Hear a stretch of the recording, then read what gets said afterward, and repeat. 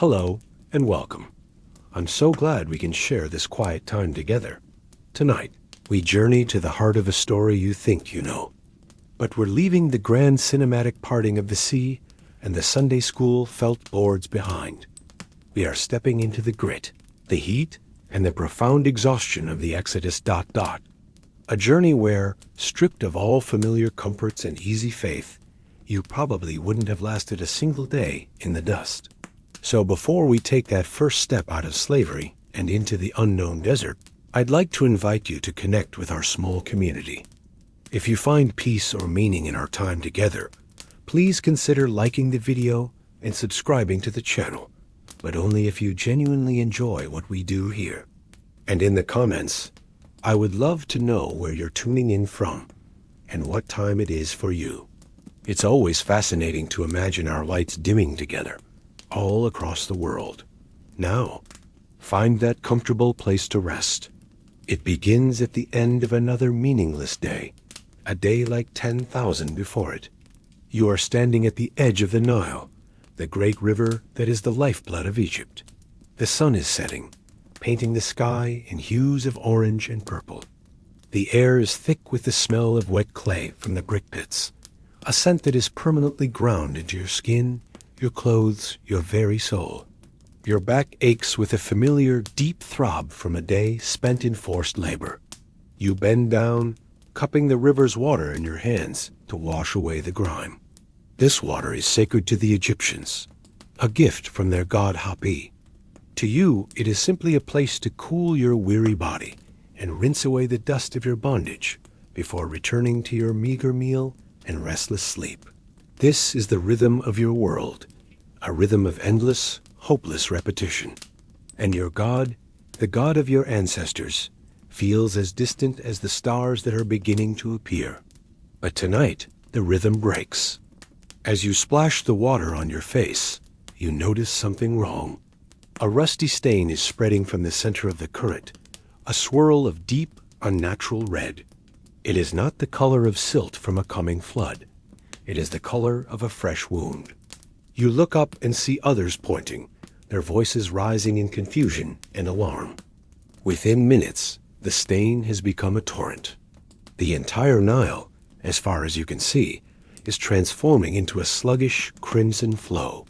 A coppery metallic stench rises from the water, catching in the back of your throat.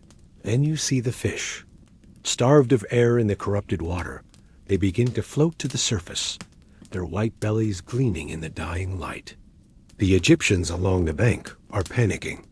Their priests run to the water's edge, chanting, making desperate offerings to their silent river god. But you just stand there, frozen, a slave, watching the god of your masters bleed to death. For the first time in your life, you see a crack in the placid arrogance of your captors. You see raw fear in their eyes. And deep within you, beneath your own terror, a new and bewildering thought begins to form. A thought you barely dare to whisper. Asterisk, is our God doing this?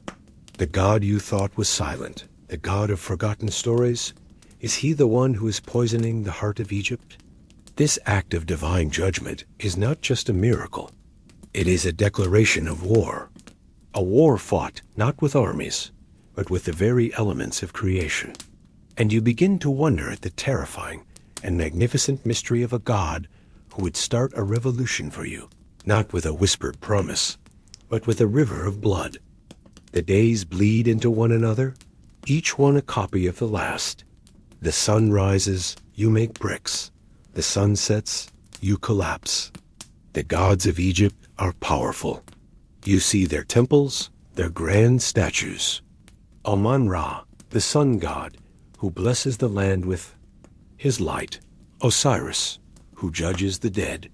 Hapi, the spirit of the Nile itself, whose annual flood brings life and fertility to the black soil. Your own God, he feels very far away, a story whispered by the elders. A god of the desert, not of this great river-fed empire. Then one day, the rhythm breaks. It starts as a rumor, a whisper that spreads through the pits like a sudden breeze. The men who came back from the river, their faces pale. Your brother, Moses, the one who was raised in Pharaoh's court and then fled into exile, has returned. He and your uncle Aaron, they went before Pharaoh. They spoke a name you have only heard in hushed tones. They spoke the name of Yahweh. And they asked for your freedom. The overseers laugh. Pharaoh laughs. Freedom? For slaves? The idea is absurd. The response is swift and cruel. The straw ration is cut completely. Go and find your own straw. The decree comes down. But the quota of bricks remains the same. Despair, thick and suffocating as the river mud, settles over your people. Now, not only must you make the bricks, but you must spend hours. Foraging for stubble in the harvested fields, your back bent double, searching for scraps. The work becomes impossible. The beatings increase. Your people turn on Moses. You have made us a stench to Pharaoh, they cry. You have put a sword in their hand to kill us. You feel it too. This flicker of hope he brought has only made the darkness deeper dot. And then the river. You are down at the bank, washing the clay from your aching hands at the end of a brutal day.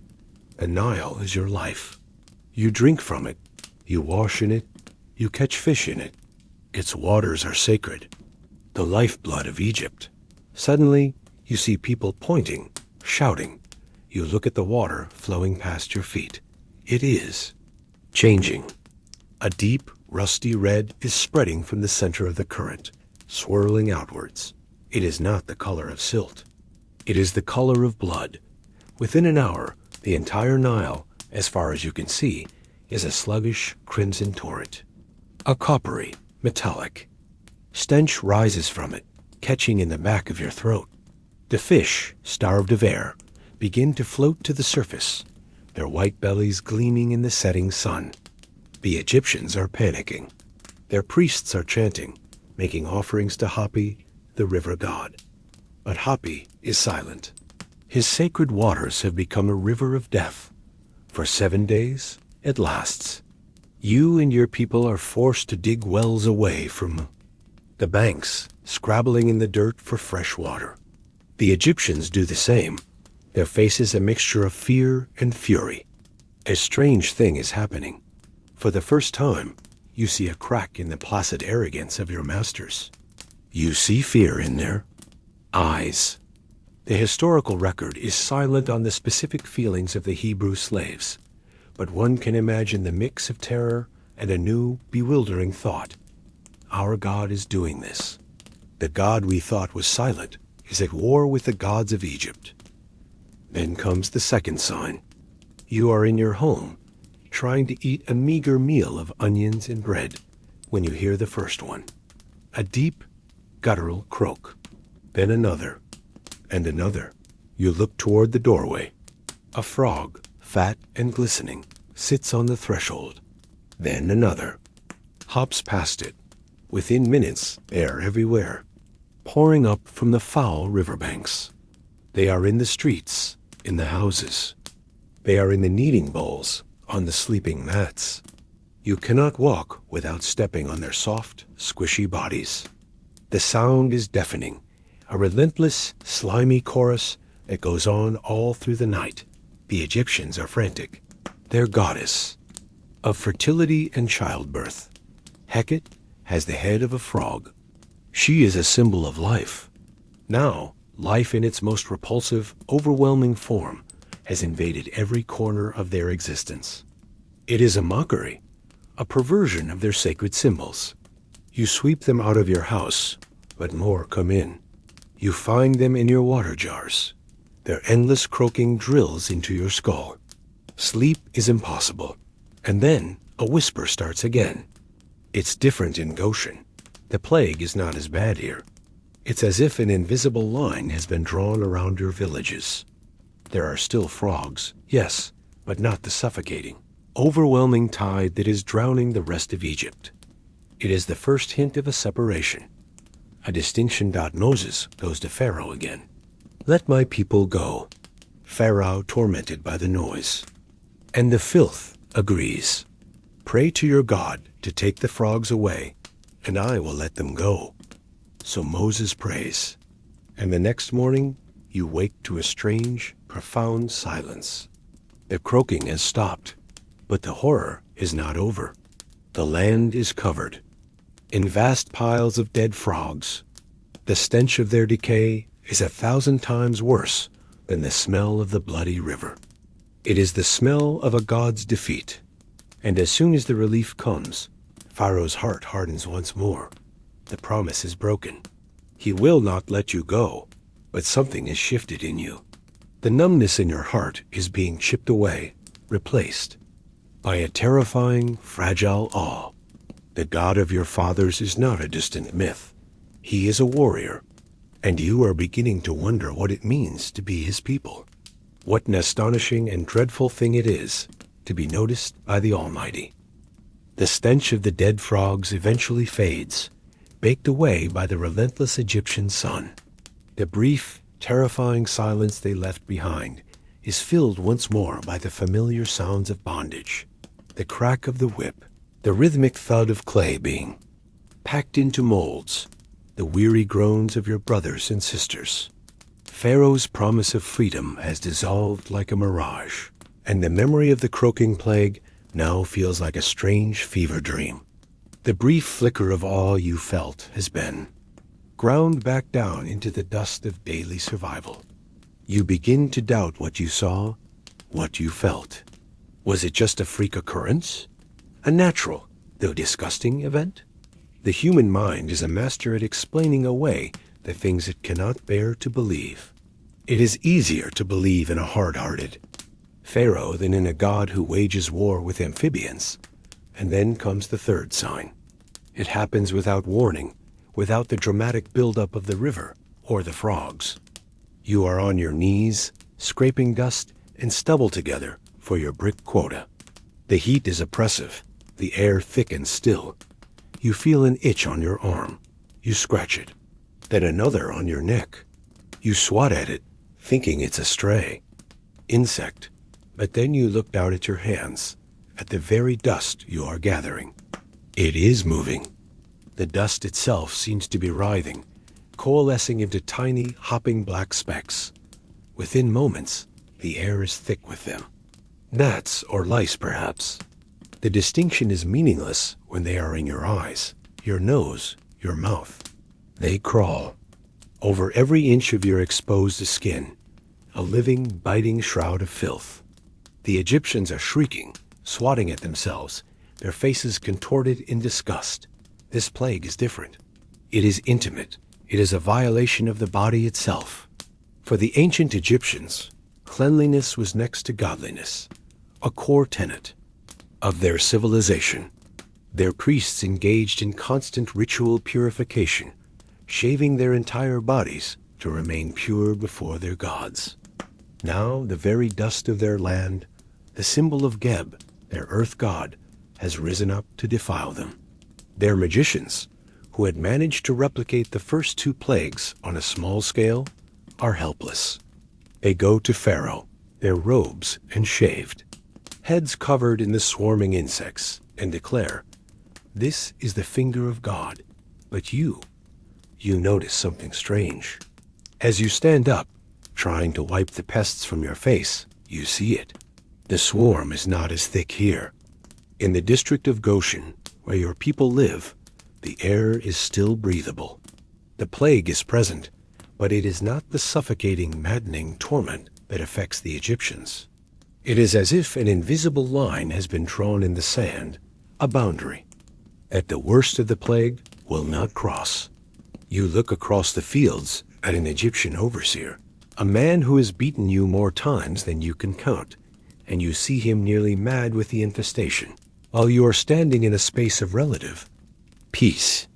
The theological insight dawns on you not as a grand revelation, but as a simple physical reality. God is not just fighting for you. He is sheltering you. His protection is a placed dot, and then, as if to underscore the point, the fourth plague arrives. Flies, not the common housefly, but swarms of biting, buzzing creatures that pour into the Egyptian homes, covering their food. Their idols, their children. The noise is a constant maddening drone. But once again, the land of Goshen is spared. The line of demarcation is now absolute. Your Egyptian neighbors can see your homes, just a short walk away, free from the torment that has consumed their lives. They look at you with a new expression, not just fear, but a dawning, resentful understanding that your God is real, and he is drawing a clear distinction between his people and theirs. You sit in your simple dwelling, the air clean and quiet, and listen to the frantic buzzing from the Egyptian quarters.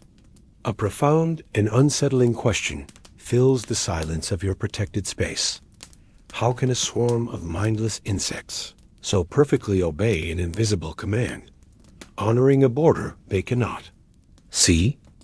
The flies depart as mysteriously as they arrived, leaving behind a land buzzing with fear and a Pharaoh whose heart remains as unyielding as the granite of his own statues. The distinction between Goshen and the rest of Egypt is no longer a subtle whisper. It is a shouted reality. You see it in the eyes of the Egyptians you pass, a mixture of terror, envy, and raw hatred. Your separation brings you a strange kind of safety, but it also marks you, making your otherness a source of both divine favor and human resentment. You are learning a difficult truth. To be chosen by God is not to be loved by the world. Plagues now escalate, moving from personal discomfort to economic devastation. The fifth sign strikes the very heart of Egyptian wealth and religious symbolism, their livestock. You are tending to the few goats your family possesses when the news ripples through Goshen. A pestilence, swift and deadly, is sweeping through. The Egyptian herds, their horses, their donkeys, their camels, their cattle, and their sheep are dying in the fields. You can hear the distant, mournful cries of the owners. You walk to the edge of Goshen, to that invisible line you now know so well, and you look out. The fields are littered with the corpses of animals. For the Egyptians, this is not just a financial loss. It is a theological catastrophe. Their gods were intrinsically linked to these animals. Hathor, the mother goddess, was depicted as a cow. The powerful Apis bull, worshipped in Memphis, was considered a living incarnation of a god.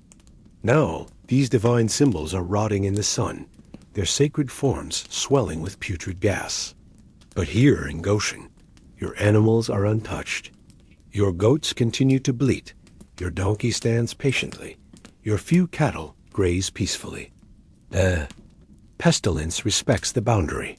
You look at your own healthy animals, then at the devastation beyond, and you feel a chilling sense of gratitude mixed with a profound unease. You are being spared, but you are a witness to a terrifying dismantling of a whole civilization's faith. Beast by beast, Pharaoh, ever stubborn, sends investigators. They confirm the reports.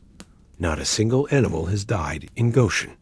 The evidence is undeniable, yet his heart hardens further. And so, the plagues turn even more personal, from the wallet to the skin. Moses and Aaron are commanded to take soot from a killer furnace, a place of intense fire and transformation, the very kind of furnace that you have toiled by for years, and throw it into the air before Pharaoh. As the fine black dust settles, it causes festering boils to break out on every Egyptian man and beast still living. This is a plague of agony. You see people writhing, their bodies covered in painful, weeping sores. The magicians, who had stood before Pharaoh with such confidence, are now unable to even stand, their own bodies racked with pain. It is a complete and utter humiliation. But once again, in Goshen, your skin remains clear. Your children play without pain. You are living in an oasis of health in a desert of suffering.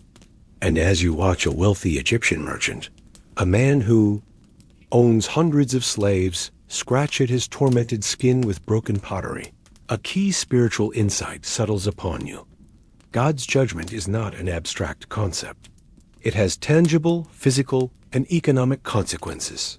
and it is a great leveler, bringing the powerful to their knees in the most humbling of ways. And yet, the central baffling mystery remains, a question whispered among the elders. Why does Pharaoh's heart grow harder with each sign? Is it his own stubborn pride, or is God himself hardening it, turning the king's own resistance into a tool for a greater, more terrifying revelation?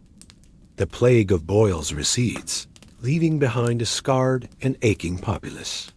The air in Egypt is thick not just with the lingering smell of medicinal salves, but with a palpable sense of dread. The plagues are no longer mere inconveniences or even economic disasters. They have become a relentless, escalating assault on life itself.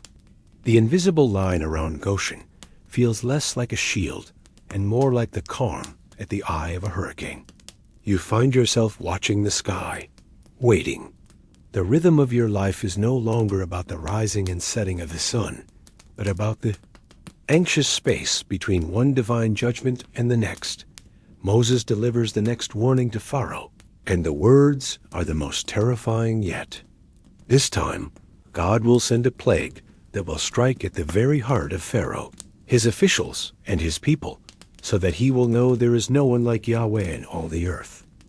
A storm is coming, a storm of hail, such as has never been seen. In Egypt, since it was founded, you have lived your whole life in this land. You know its weather. You know the gentle winter rains and the searing summer heat. Significant hail is virtually unheard of, a meteorological impossibility in this climate.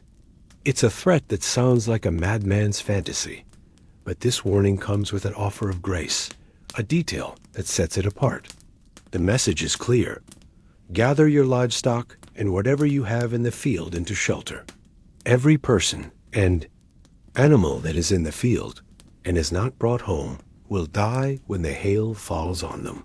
Some of the Egyptians, Pharaoh's own officials who have finally begun to fear the word of the Lord.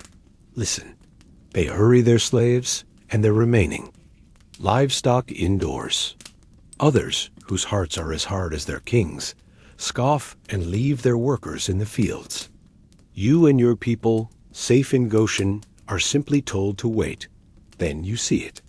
The sky, which was a clear, brilliant blue, begins to darken.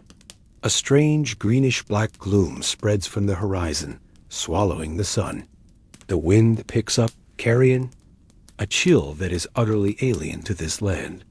And then the storm breaks. It is not just hail. It is a supernatural tempest of ice and fire mingled together. Huge stones of ice, larger than your fist, plummet from the sky, while lightning flashes not just between the clouds, but runs along the ground itself, a river of fire. The sound is a deafening roar, a constant barrage of crushing impacts and explosive thunder. It is the sound of creation coming apart at the seams dot from the safety of your doorway. You watch in horror and awe as the storm obliterates the Egyptian fields. The flax and barley crops, which were just beginning to ripen, are shattered, beaten flat against the earth. Trees are stripped of their leaves and branches, splintered as if by a giant's axe. You hear the screams of the people and animals. Caught outside, a sound that is quickly swallowed by the cataclysmic noise. It is a vision of utter destruction. The historical and cultural tidbit here is in the crops themselves. The scripture mentions flax and barley were destroyed because they were mature, but the wheat and spelt were spared because they ripened later. It's a detail of agricultural accuracy that grounds this supernatural event in a real time and place dot, and in Goshen, nothing. The sun shines. The air is still. You can see the storm raging just a short distance away, a wall of black fury, but not a single stone of ice falls upon your homes or your fields. You are living in two separate realities at once. The insight you grasp is profound. Even in the midst of his fiercest judgment, God provides a path of escape for those who will. Listen, mercy is offered alongside the warning. He does not delight in destruction. but in the turning of the heart towards his word. As you watch the impossible storm, you are left to contemplate the sheer, incomprehensible wonder of it all. What power can command the heavens to unleash fire and ice together in a single, terrifying storm, a phenomenon that defies all the known laws of nature? The great storm passes, leaving behind a world shattered and silent. The air smells of ozone, pulverized plants, and a strange cold dampness. When the sun returns, it illuminates a scene of almost total devastation. The Egyptian lands look as if they have been trampled by a furious god. The fields are a ruin of mud and broken stalks. The few trees that remain are skeletal and black. The economic backbone of the empire, its agriculture, is broken. And yet Pharaoh, surveying the wreckage, his face a mask of grim defiance, hardens. His heart once more. The request is the same. The answer is the same. No. The patience of God, it seems, is nearing its end. The next plague is not a sudden cataclysm, but a creeping, crawling tide of hunger. Moses stretches out his hand, and the east wind begins to blow. The same kind of wind that you will later learn can part a sea, now carries something else. It blows all day and all night, a relentless whistling gale that kicks up the dust and frays the nerves. You huddle in your home, listening to it, a sound full of foreboding. When morning comes, the wind has brought the eighth plague, locusts. It is not a swarm. It is a living cloud that darkens the sky, blotting out the sun that has just returned. They descend upon Egypt, a chattering, clicking, devouring wave. They cover everything. They settle on the ground, on the houses, on the people, and they eat. They devour what little the hail left behind, the wheat and the spelt, every leaf, every blade of grass, every scrap of green. Within hours, the land that was shattered is now utterly barren. Nothing green remains in all of Egypt. It is a vision of absolute desolation. The historical context for this is chilling. For an agricultural society, a locust swarm of this magnitude was the ultimate nightmare, a sentence of slow starvation. Pharaoh's own servants, his inner circle, finally break. They plead with him, "Do you not yet understand that Egypt is ruined? The kingdom is collapsing, but the king will not yield." He tries to negotiate with Moses, a pathetic attempt to bargain with the Almighty, but it is too late. The locusts have done their work. Then comes the ninth plague, the one that for you is perhaps the most terrifying of all. It is not a plague of pain or destruction, but of pure elemental dread. Moses stretches his hand toward the sky, and a darkness descends over Egypt. This is not the darkness of a cloudy day, or even the blackness of a moonless night. It is a thick, tangible darkness. The scripture says it was a darkness that could be felt. For 3 days, it covers the land. The Egyptians are imprisoned in their own homes, unable to see one another or even move from their places. They cannot light lamps or torches. The oppressive gloom seems to swallow the flame. This was a direct and profound assault on the chief deity of the Egyptian pantheon, Ra, the glorious and unconquerable sun god. Every morning, Ra was believed to sail his barge across the sky, defeating the serpent of chaos, Apep, to bring light and life to the world. For 3 days, Ra does not rise. The serpent of chaos has won. The god who represents order and light has been snuffed out. The spiritual insight is overwhelming. Your God, the God of slaves, has just defeated their son. But for you in Goshen, there is light. You have light in your dwellings. You can move, you can see your family, you can eat, you can live, while the rest of the world is plunged into a suffocating supernatural blindness.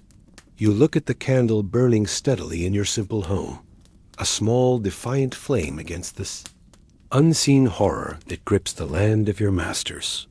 And the deepest mystery of all settles into your soul. What must it be like to be out there, in a darkness so absolute that it feels like a physical presence, a heavy blanket of non-being? Asterisk, the 3 days of suffocating darkness finally lift. The sun, Ra, returns to the sky, but he seems weaker, his glory diminished. The Egyptians emerge from their homes pale and shaken, like men who have returned from the grave. The psychological toll of that plague was immense. To be deprived of sight, to be trapped in a blackness that felt alive, has broken something in them. Pharaoh, enraged and humiliated, summons Moses one last time. His final, furious words are, "Get away from me. Take care that you do not see my face again. For the day you see my face, you shall die." Moses' calm reply is chilling. "You are right. I will not see your face again. The negotiations are over. The warnings are finished. The final judgment is coming."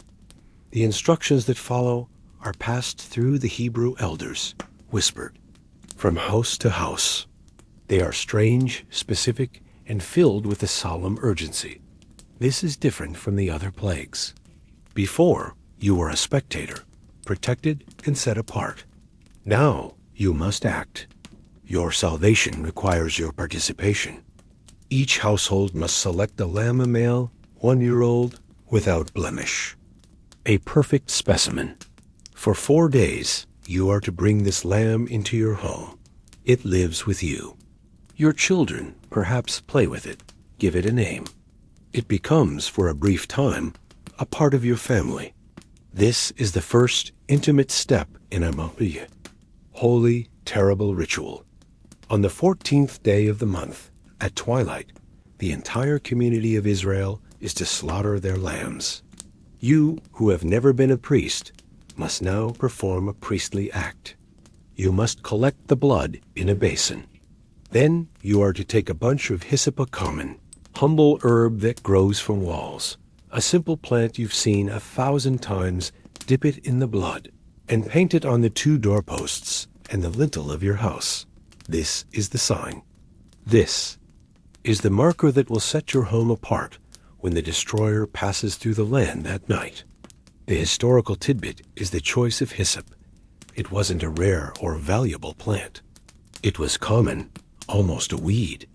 Yet, in Jewish law, it would become associated with purification, particularly cleansing from death. God chooses a humble, everyday tool for the most pivotal act of deliverance. The instructions continue. You must roast the lamb with fire whole. You are to eat it with unleavened bread matzah, because there is no time for the dough to rise, and with bitter herbs, to remember the bitterness of your slavery. And you must eat it in haste. You must be dressed for a journey. Your cloak tucked into your belt, your sandals on your feet, your staff in your hand. You are to eat this last meal in Egypt as people who are already leaving that as night falls. A new kind of fear descends, a fear far deeper than anything you felt during the other plagues. This time, the threat is not hail or locusts, but death itself. You huddle inside your home, the door sealed shut. The smell of roasting lamb fills the small space. You look at the blood on the doorframe, a dark crimson stain in the lamplight. It seems like such a fragile defense against a divine power. The theological insight that grips you is stark and life-altering. Faith is not a feeling. It is an act of obedience, even when you don't fully understand. You don't know why. The blood of a lamb works. You only know you are commanded to apply it. Your survival tonight depends not on your own strength or wisdom, but on your trust in a bloody, baffling instruction. Through the silent night, you hear a sound begin to rise from the Egyptian cities. A single piercing wail that is then joined by another and another until it becomes a great nationwide torrent of grief, the likes of which has never been heard. It is the cry for the firstborn. And you sit in your lamplit home, safe behind the blood, and you tremble, wondering at the awful and sacred mystery of it all. How can the blood of a simple lamb, painted on a wooden frame, have the power to turn away the very angel of death. The great cry of Egypt echoes through the night, a sound of pure, unadulterated anguish that will be seared into your memory forever. Before the sun even hints at rising, there is a frantic pounding on your door. Not the destroyer, but Egyptian. Neighbors, their faces streaked with tears, their voices choked with panic. "Go!" they scream. "Leave us. Go serve your God as you said." The arrogance is gone, replaced by desperate terror. Messengers from the palace arrive, finding Moses and Aaron. It is Pharaoh's command. "Up, go out from among my people, both you and the sons of Israel, and go, serve the Lord, as you have said. Take your flocks and your herds, as you have said, and be gone, and bless me also." The final words are astonishing. Pharaoh, the God King, is begging for a blessing from the slaves he has brutalized. What follows is not a triumphant, orderly march, but chaos. You have been waiting for this moment, dressed and ready, but the reality is a whirlwind of confusion and haste. Hurry, the elders shout. You grab the kneading trough with the unleavened dough, throwing it over your shoulder in a cloak. You take what you can carry. There is no time to pack, no time for farewells to the land you have always known, however miserable it was. The Egyptians, in their frantic desire to be rid of you, press their valuables into your hands. Articles of silver, articles of gold, clothing. It is not plunder in the sense of a violent raid. It is more like a desperate offering, a payment for the devastation your God has wrought. You, who have owned nothing your entire life, are suddenly laden with the wealth of your former masters. You join the great throng pouring out of Goshen. It is a river of people, 600,000 men on foot, besides women and children, and a mixed multitude of others who have decided to cast their lot with you.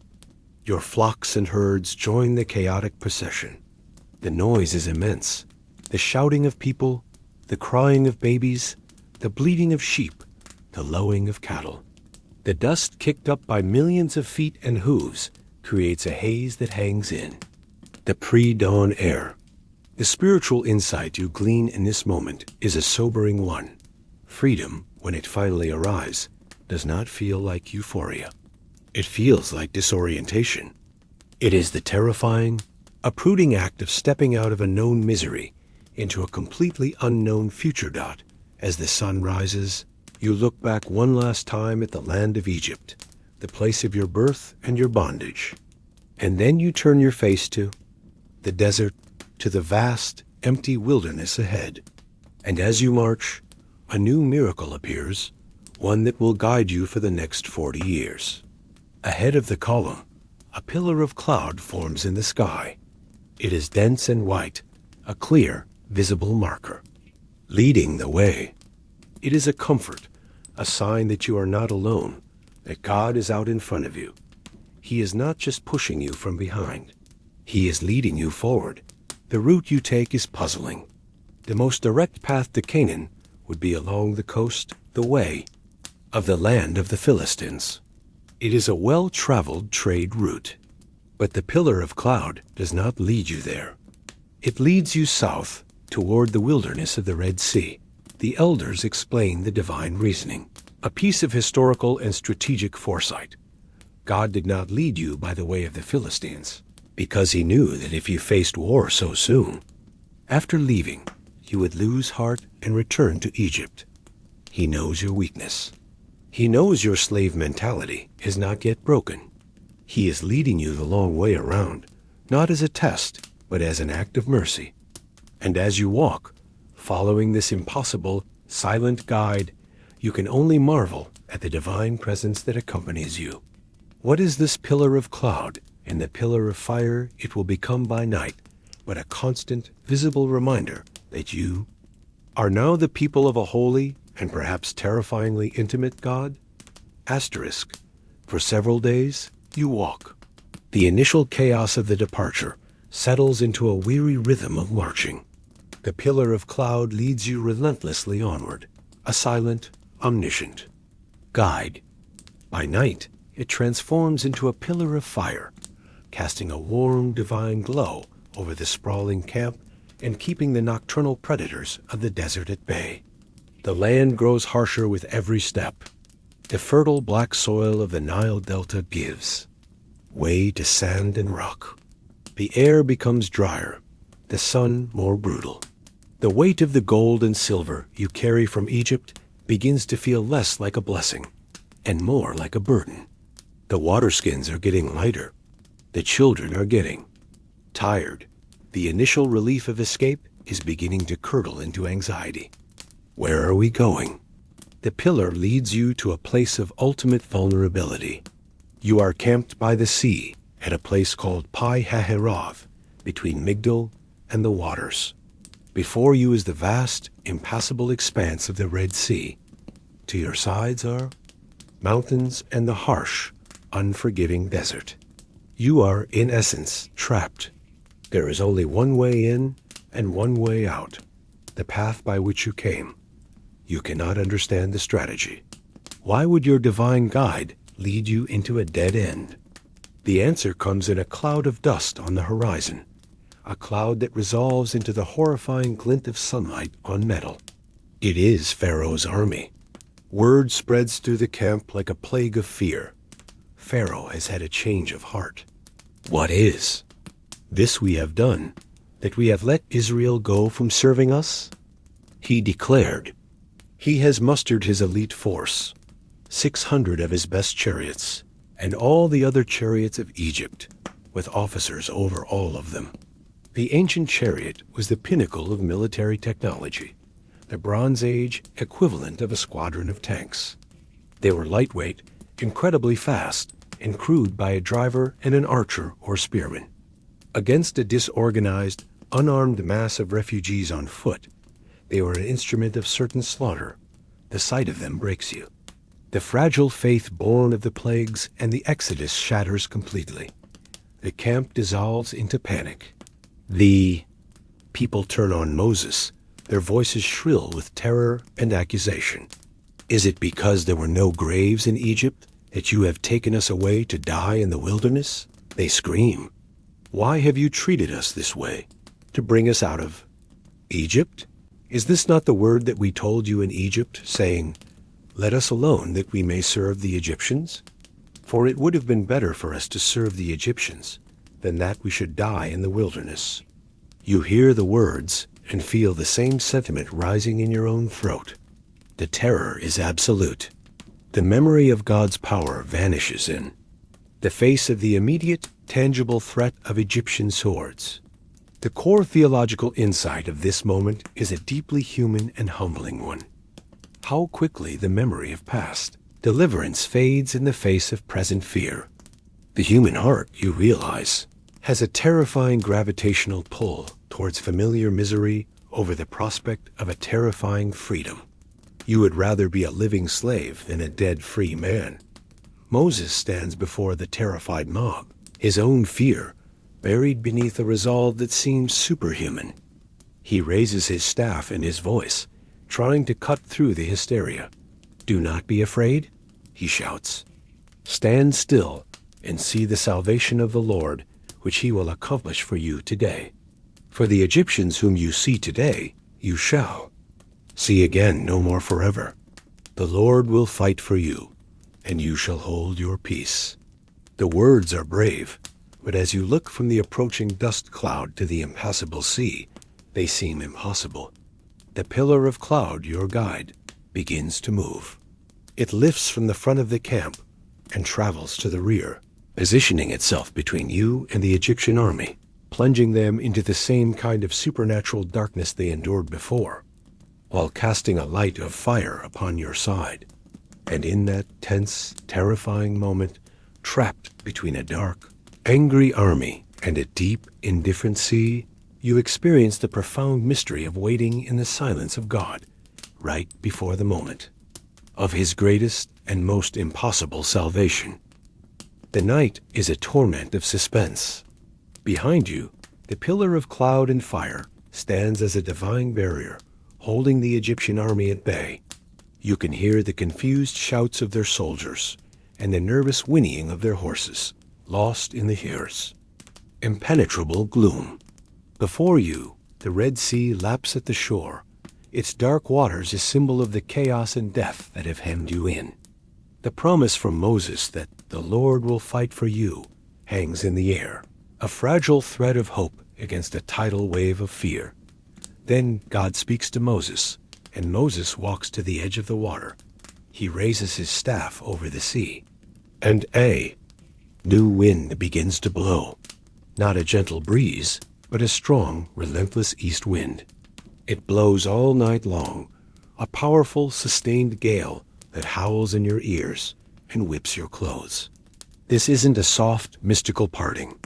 It's a force of nature, harnessed for a divine purpose. The scripture's specific mention of an east wind is a fascinating historical detail, grounding the miracle in a tangible physical force. God is not just a magician waving a wand.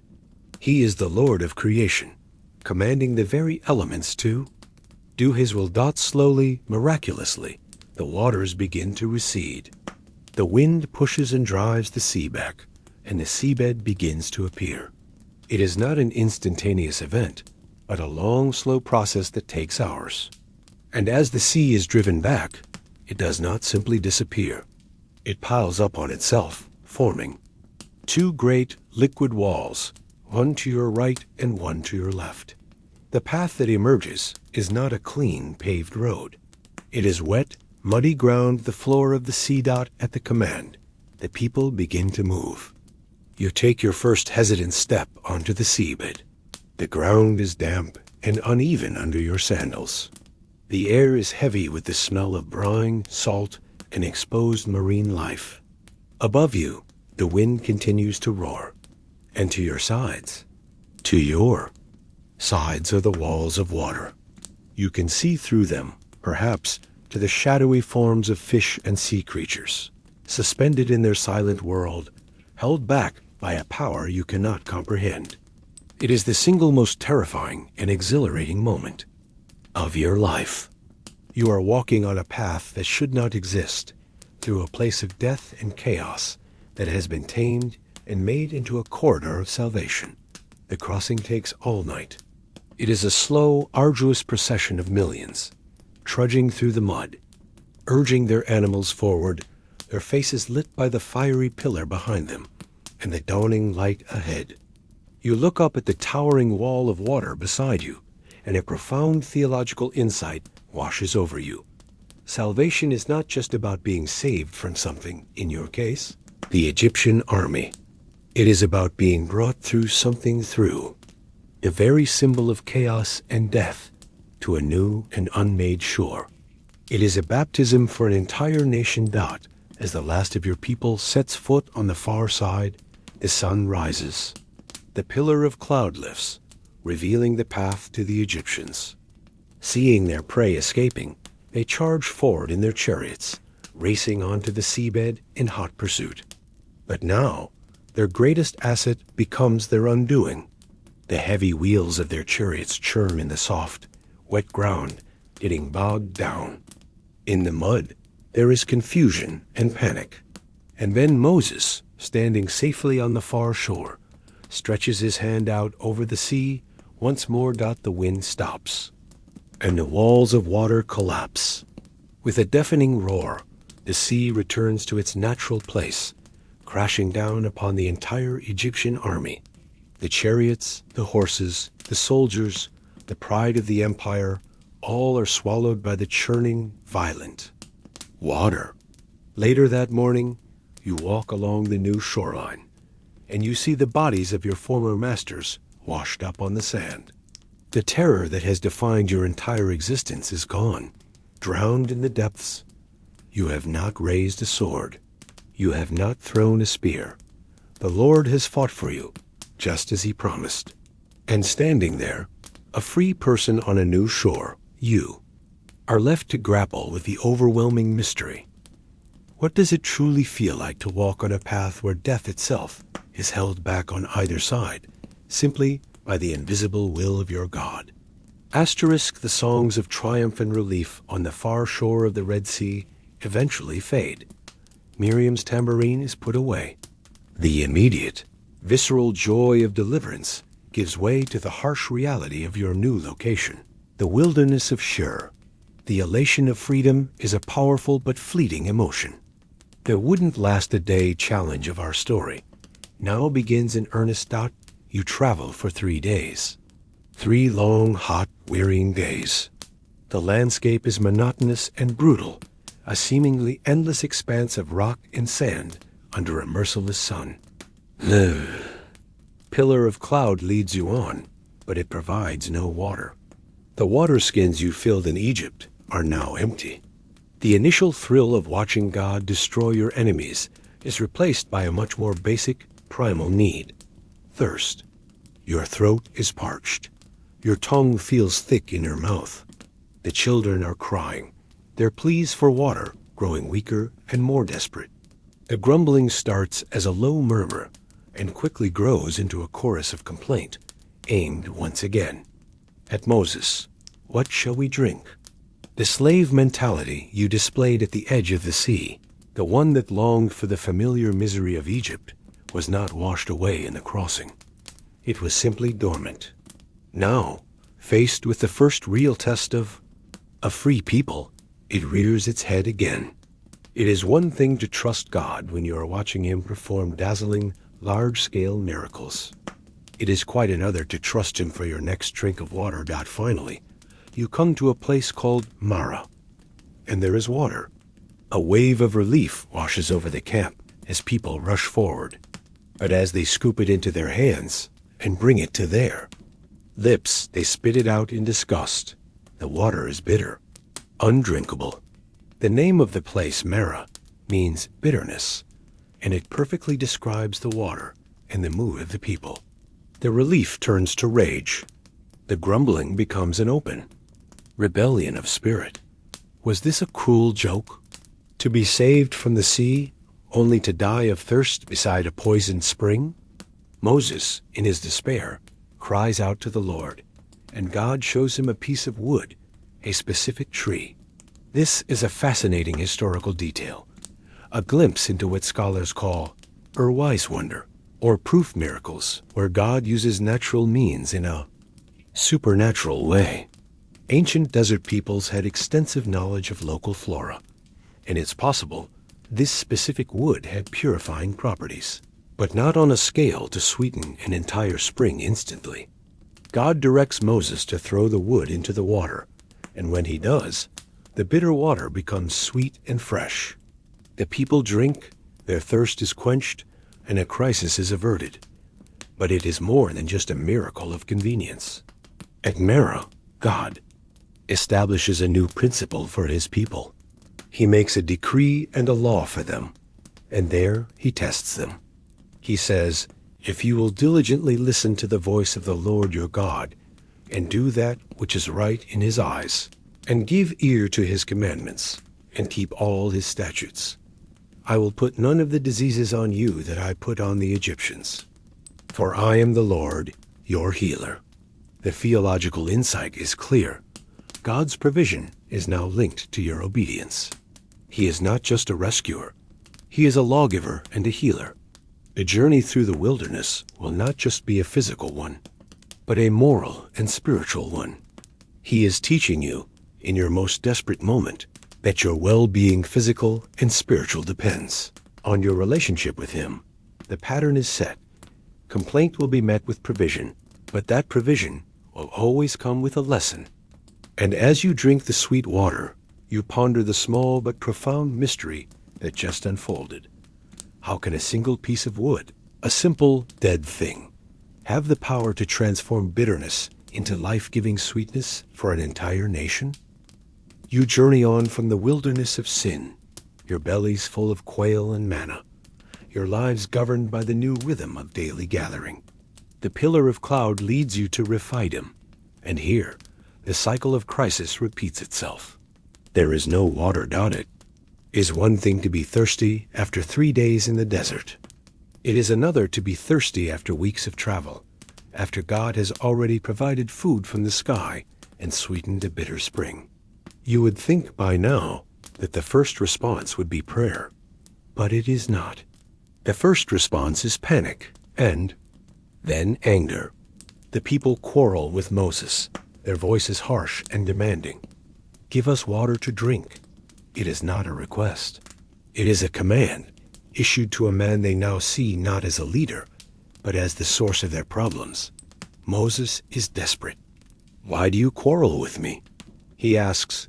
Why do you test the Lord? But the people are beyond reason. Their thirst has maddened them. Why did you bring us up out of Egypt to make us and our children and livestock die of thirst? The accusation is the same one you have heard before, but this time it has a sharper edge. The crowd is a mob, and they are on the verge of stoning him. In this moment of extreme pressure, you see the immense burden of leadership. Moses, caught between a demanding, rebellious people and a silent, holy God, cries out to the Lord. What am I to do with these people? They are almost ready to stone me. God's response is both a solution and a test of faith for Moses himself. He is told to take some of the elders of Israel with him as witnesses. He is to take in his hand the same staff with which he struck the Nile, the instrument of judgment. And he is to go to a specific place, Horeb, the mountain of God. This is a significant location. Horeb is another name for Mount Sinai. God is leading them to the very place where he intends to reveal his law, the place of covenant. It is a historical and geographical anchor, showing that this event of provision is happening on the doorstep of revelation. The instruction is strange. I will stand there before you by the rock at Horeb, God says. Strike the rock, and water will come out of it for the people to drink. Moses, in front of the watching elders, does as he is commanded. He walks up to the great, barren rock, a symbol of lifelessness and sterility, and he strikes it with his staff. And from the hard, dead stone, water gushes forth, a river of life from a place of barrenness. The people rush forward, cupping the cool, fresh water in their hands, drinking deeply, their anger forgotten in their relief. That the spiritual insight in this moment is powerful and paradoxical. God brings forth life from the most unlikely of sources. He commands his servant to perform an act of apparent violence, striking a rock to bring forth a blessing of grace. It is a foreshadowing of a deeper truth, that life can come through a stricken one. Moses names the place Massa and Meribah, meaning testing and quarreling, because it was there that the Israelites tested the Lord, saying, "Is the Lord among us or not?"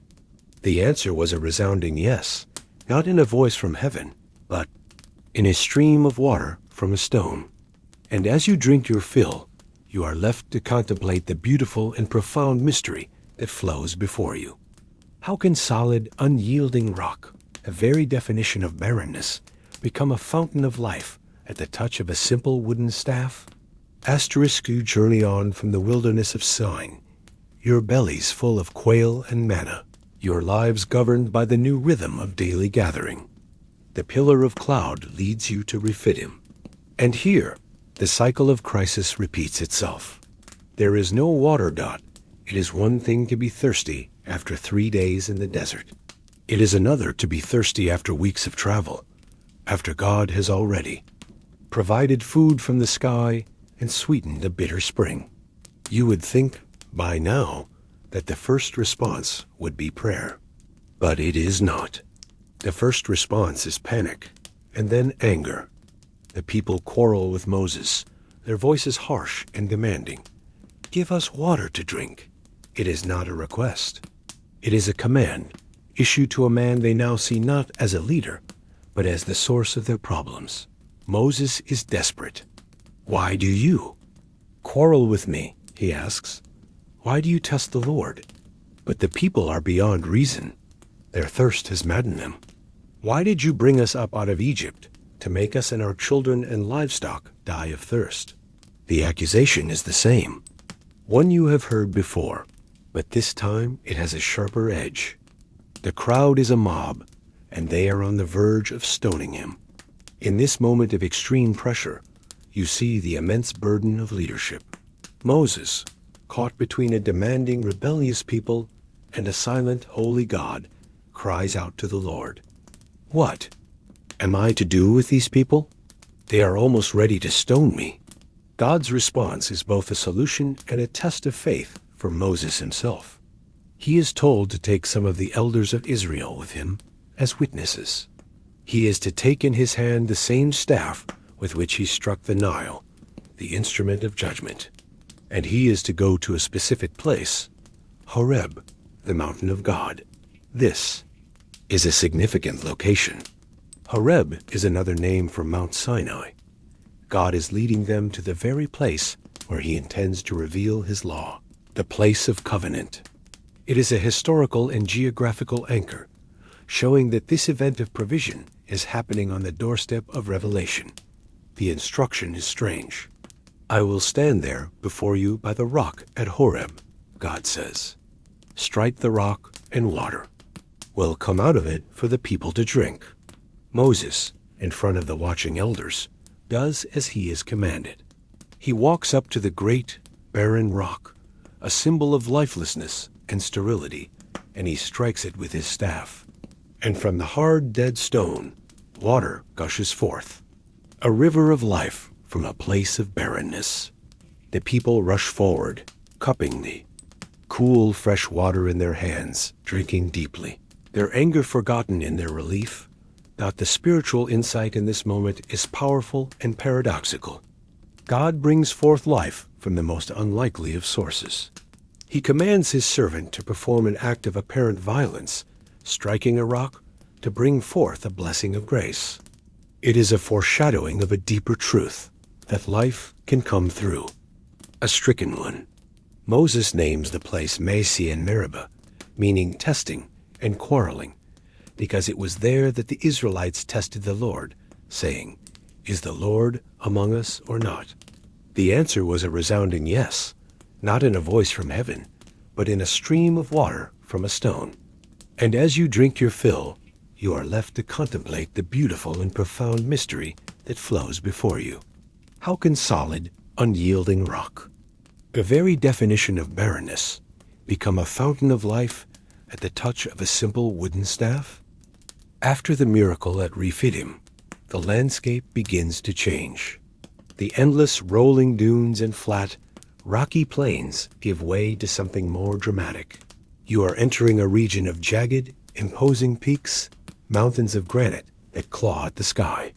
The pillar of cloud leads you into the heart of this majestic, intimidating terrain. 3 months to the day after leaving Egypt, you arrive at the foot of one mountain in particular. It is taller, more imposing than the rest. Its peak is often shrouded in clouds. This is Sinai, the mountain of God.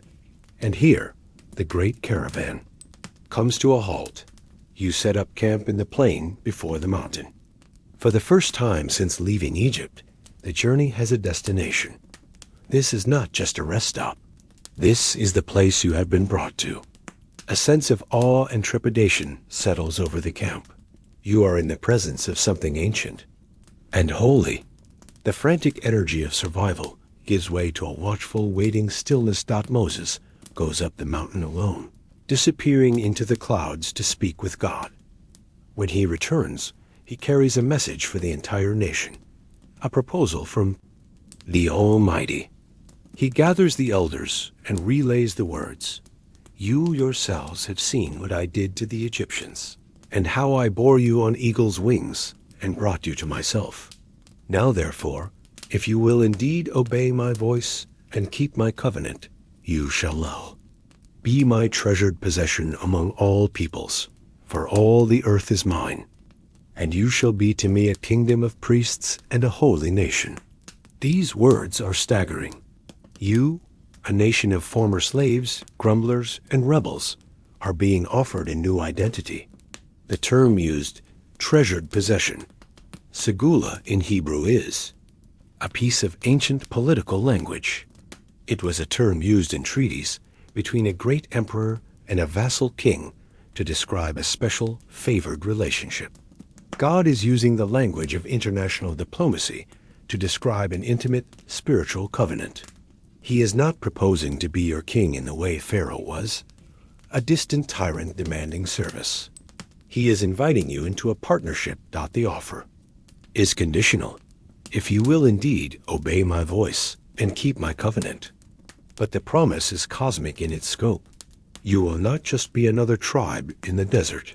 You will be a kingdom of priests, an entire nation set apart to mediate the presence of God to the rest of the world. You will be a holy nation, distinct and separate, living by a different standard, reflecting the character of the God who saved you. The theological insight dawns on you with stunning clarity. The purpose of the Exodus was never just freedom from Egypt. It was always freedom for a covenant relationship with God. The deliverance was the prelude. The relationship is the point. The people, standing in the shadow of the holy mountain, having witnessed the plagues, the sea, the manna, the water from the rock, respond with one voice. All that the Lord has spoken, we will do. It is a moment of profound, unified commitment. You feel it in your own heart, a surge of purpose and belonging. After a lifetime of being defined by your oppressors, you are finally being given your own identity, one bestowed by God Himself. Preparations begin. You are told to consecrate yourselves, to wash your clothes, to abstain from normal life for 3 days. You are to prepare to meet your God. A boundary is set around the base of the mountain, and you are warned that anyone or anything that touches it will be put to death. The holiness of God is both an invitation and a terrifying reality. And as you wash your garments in the precious desert water, you are filled with a trembling, awesome sense of wonder. How can a nation of broken, dusty people, who so recently yearned for the flesh pots of Egypt, be chosen for such a destiny to become the very treasure of the King of all the earth? Asterisk, on the morning of the 3rd day, you are awoken by a tremor that runs through the very ground beneath you. A deep, resounding peal of thunder shakes the air, followed by another and another. You emerge from your tent and look toward the mountain. A thick, dark cloud has descended upon Sinai, completely obscuring its peak. Flashes of lightning illuminate the cloud from within, like the firing of celestial synapses. The sound of a trumpet or shofar begins to blow, growing louder and louder until it is a piercing, world-filling blast that vibrates in your bones. The entire mountain is trembling violently, and smoke pours from it as if from a massive furnace. The God who guided you as a gentle pillar of cloud has now revealed Himself in fire and terror. And you, along with the rest of the nation, stand at the foot of the mountain, trembling with a fear that is beyond anything you felt in Egypt. This is the awesome, terrifying holiness of the God who has called you His own. The journey in the Yarn. Dust has led you here, to the very edge of the divine presence. And here, at the foot of the mountain, we will leave our story for tonight. The journey is far from over. There will be laws and covenants, failures and forgiveness, a golden calf, and a generation of wandering still to come. But for now, just rest. Let the image of that holy mountain fade and feel the story settle into the quiet corners of your heart. The dust of the Exodus is on your feet. The taste of manna is on your tongue. The sound of the parted sea is in your ears. These are not just stories of a distant past, but echoes of a deeper journey we all travel, a journey from bondage to freedom, from complaint to dependence, from fear to a trembling, awesome faith. Feel the weight of your own day begin to lift. Let go of your own wilderness anxieties, your own thirst for things you cannot find. Let go of the what-ifs and the if-onlys. Your path, too, is guided, even when it feels you are walking in circles in the desert. There is provision for your day, and there is grace for your weakness. Allow your breathing to slow down, becoming as gentle and steady as the pillar of cloud by day, as constant as the pillar of fire by night. Feel the tension release from your shoulders. Your arms, your hands. You are safe. You are held. You are a treasured possession. As you drift now toward sleep, imagine yourself at the quiet oasis of Elim, resting under the shade of the palms, by the cool, life-giving springs. The long day's march is over. The night is peaceful. And grace, like the dew-fall that brought the manna, is settling gently all around you, promising sustenance for the morning to come. Sleep well,